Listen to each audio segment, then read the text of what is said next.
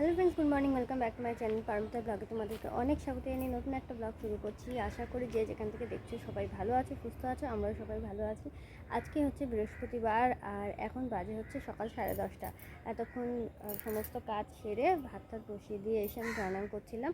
তো মাঝে উঠে গিয়ে ভাতটা আবার নামিয়ে দিয়ে এসেছি। রান্না করা কমপ্লিট হলো সবে। এখন ভাত ঠান্ডা করতে দিয়ে ভাত খাবো। আজকে হচ্ছে সকালবেলায় ডাল পটল ভাজা, সেম মেনু কালকের মতন। তো তাই দিয়েই খাবো সকালবেলায়। আর তারপরে আজকে প্রচুর কাজ রয়েছে, অনেকগুলো কাঁচা ধোয়া ভিজানো হয়েছে, সেগুলো সব কাচবো ধোবো। সকালবেলায় এখনও অবধি কিছু ধুইনি, সব ধোয়া পড়ে রয়েছে। খেয়ে নিয়ে তারপর কাচবো, জল আসার আগে কেচে নেব। আর রান্নাবান্না আজকে হবে হচ্ছে মোচার তরকারি হবে। তো মোচাটা কালকেই কেটে রেখেছিল, তো আজকে একটু সুবিধা হয়, নাহলে ওই দিন একদিনে কেটে রান্না করতে গেলে অনেকটা দেরি হয়ে যায়। মোচা কাটা ধোয়া রেডি করা রয়েছে, খালি মশলা রেডি করলেই হয়ে যাবে। চলো সঙ্গে থাকো, আজকে ব্লগটা দেখতে থাকো, কী করি না করি সারাদিন তোমাদের সঙ্গে শেয়ার করবো, সাথে থাকো। তো আজকে যেহেতু বৃহস্পতিবার, এখানে দেখো ফুল কিনে এনেছে আর আমসরাটা বাড়ির থেকেই পেরে নিয়েছি। আর এক বালতি আজকে কাঁচা ভিজিয়েছি, ঠিক আছে। এইগুলো সমস্ত কাচবো। আমার কতগুলো নাইটি রয়েছে, মার নাইটি রয়েছে, আর অনেক কিছু দিয়েছি। তো এগুলো নিয়ে এখন কলপারে রাখি। সকালবেলায় জল ধরে রেখেছিলাম অনেকটা, তো সেটা দিয়েই কাচতে শুরু করব। তারপর জল আসলে ভালো করে ধুয়ে ফেলবো। আর ভাত খাওয়া কমপ্লিট হয়ে গেছে, মানে সকালে টিফিন করা হয়ে গেছে। তারপরেই আমি কাচতে চলে এসেছি, কারণ ভাবলাম যে জল আসার আগে যেটুকু জল ধরা আছে সেগুলো দিয়েই কেচে ফেলি, নাহলে আবার জল আসলে ভরার জায়গা থাকবে না। তো জল আসলে তো আমাদের একদম তাড়াহুড়া লেগে যায়, এখানে তো এতটাই জলের সমস্যা আমাদের। তো কী আর করবো, এইভাবেই করতে হয়। তো এখন দেখো আমি এখানে পেঁয়াজি করব বলে এখানে দেখো পেঁয়াজ মা কুচিয়ে রেখেছিলো, সেটাকে আমি মেখে দিচ্ছি। মার বললো হাতটা ব্যথা, তাই জন্য আমি একটুখানি মেখে দিলাম, যেহেতু লঙ্কা রয়েছে ঝাল লাগবে হাতে, তাই। তো এইখানে আর একটু জল লাগবে বলে একটু জল দিয়ে মেখে নিচ্ছি ভালো করে। তারপর একটুখানি দলা করে দেখে নিচ্ছি যে ঠিকঠাক হয়েছে কি না। তো দেখলাম যে মাখাটা হয়ে গেছে, এই হচ্ছে মাখাটা। তো একটু পরে ভাজবো। তো স্নান হয়ে গেছে, এখন পুজো দেবো। পুজোটা দিয়ে নিই, তারপর আসছি। বৃহস্পতিবার আজ পুজো দিতে 1 ঘন্টা লাগবে, তো ঝটঝট করে পুজোটা দিয়ে নিই। তো ফুলের দোকান থেকে বলে দিয়েছে যখনই ফুল কিনবে, তো গাঁদা ফুলগুলোকে যদি তোমরা রেখে দিতে চাও, তাহলে কিন্তু একটা আলাদা প্লাস্টিকে, শুকনো প্লাস্টিকে করে রাখবে, তাহলে অনেক দিন পর্যন্ত ভালো থাকবে। আর একসঙ্গে যদি সমস্ত কিছু বেলপাতা ফুল সব যদি একসঙ্গে রাখো, তাহলে কিন্তু নষ্ট হয়ে যায় খুব তাড়াতাড়ি। তো আমি এখন ঠাকুর স্নান করিয়ে নিলাম, আর বৃহস্পতিবার করে কিন্তু প্রত্যেক ঠাকুরের জামা আমি চেঞ্জ করিয়ে দিই। আর ঠাকুরকে এখন ফুল দিয়ে দিচ্ছি, বেলপাতা দিয়ে দিচ্ছি। তো আমার বাড়িতে 3জন শিবলিঙ্গ রয়েছে, তো ওই 3জনকেই আমি বেলপাতা ফুল সমস্ত কিছুই দিই। প্রত্যেক দিনই দেওয়া হয় এটা, আর সোমবার করে তো দেওয়াই হয়। আর এখন ফুল দিয়ে দিচ্ছি, তারপরে পুজো দেবো। আর যেহেতু বৃহস্পতিবার আজকে অনেকটা টাইম লাগবে পুজো করতে, তো একটু তাড়াতাড়ি করে করার চেষ্টা করছি, কারণ বাড়িতে সবার খাওয়া হয়ে গেছে, আমার একমাত্র খাওয়া বাকি রয়েছে, সেই জন্য একটু তাড়াতাড়ি করে করার চেষ্টা করছি।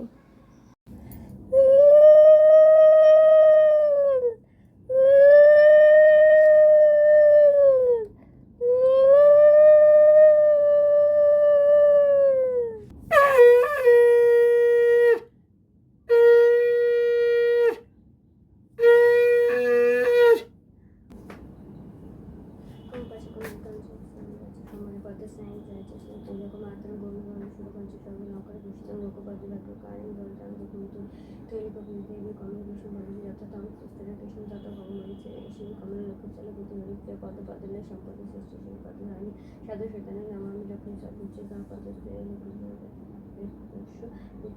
নমস্কার নমস্কার নারায়ণ দেবী সর্বতত জয় মন্দির বন্ধু সুপ্রিয়ান দেবী আসেন কৃত কিছু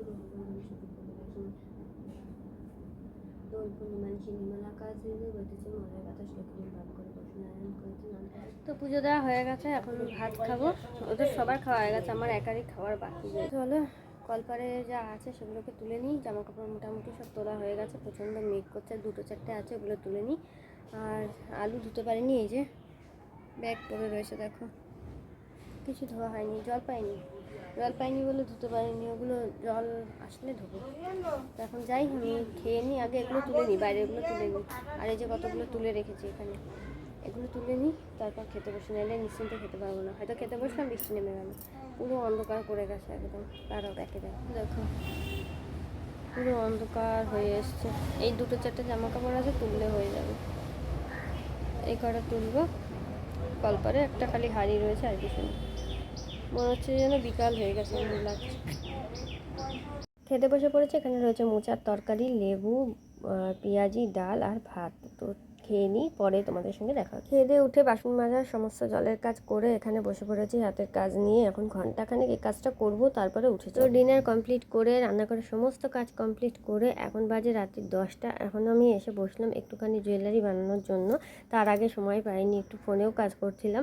তো এখন এসে বসেছি। দেখো আজকে একটা জুটের বেস তৈরি করব, মানে একটা ইয়াররিং তৈরি করব জুটের। আমার একটা সেট করা রয়েছে যেটার সঙ্গে ইয়াররিংটা করা হয়নি, তো সেটাই আজকে করব। আর ফ্যান চলছিল বলে এত আওয়াজ হচ্ছিল, তাই এই জায়গাটা আর ভয়েস ওভার দিয়ে দিলাম, নাহলে কিন্তু তোমাদের ভালো লাগবে না ভিডিওটা দেখতে। দেখো এখানে আমি বেসটা তৈরি করে নিয়েছি। এখন এটার মধ্যে আমি জুট দিয়ে আর কি পুরো কভার করব। তো তোমরা যদি এই ধরনের জুয়েলারি বানানো শিখতে চাও বা ভিডিও দেখতে চাও, তাহলে কিন্তু অবশ্যই আমাকে কমেন্ট করে জানাবে। আর দেখো এখানে আমি একটা মোমবাতির বাক্স ছিল, সেটার থেকেই কাগজ কেটে নিয়েছি। তো তোমরা যে কোনো ধরনের এরকম মোটা একটু ধরনের কাগজ নিতে পারো, কাগজ কেটে নিয়ে সেটা দিয়ে কিন্তু জুয়েলারিগুলো বানাতে পারো। তো আমি এখন ভালো করে গোল করে নিচ্ছি। এখানে আমার পুরো সার্কেলটা দেখো জুট দিয়ে কভার করা হয়ে গেছে। এবং ব্যাক সাইডে আমি একটা হোয়াইট কালারের কাপড় লাগিয়ে দিচ্ছি। ব্যাক সাইডে ফিনিশিংটা ভালো না হলে কিন্তু জুয়েলারিটা ভালো লাগে না, তো সেই জন্য। আর ইয়াররিংটা কমপ্লিট হয়ে গেছে, তোমরাই দেখে বলো যে কেমন হয়েছে। আর ভিডিওটা যদি তোমাদের ভালো লাগে তাহলে অবশ্যই লাইক কমেন্ট শেয়ার করতে ভুলো না। আর চ্যানেলটা সাবস্ক্রাইব করে দিয়ে আমার পাশে থেকে দেখা হবে নেক্সট ব্লগে খুব তাড়াতাড়ি তোমাদের সঙ্গে। আর এই ধরনের ভিডিও যদি দেখতে চাও তাহলে কিন্তু কমেন্ট বক্সে জানাতে ভুলো না, ঠিক আছে? তাহলে অবশ্যই তোমাদের সঙ্গে আমি এই ধরনের জুয়েলারি মেকিংয়ের ভিডিও শেয়ার করব। আর তোমরা যদি পারচেস করতে চাও তো তোমরা আমার সঙ্গে কিন্তু যোগাযোগ করতে পারো। ইনস্টাগ্রাম আছে আমার, আর ফেসবুক পেজও আছে। তো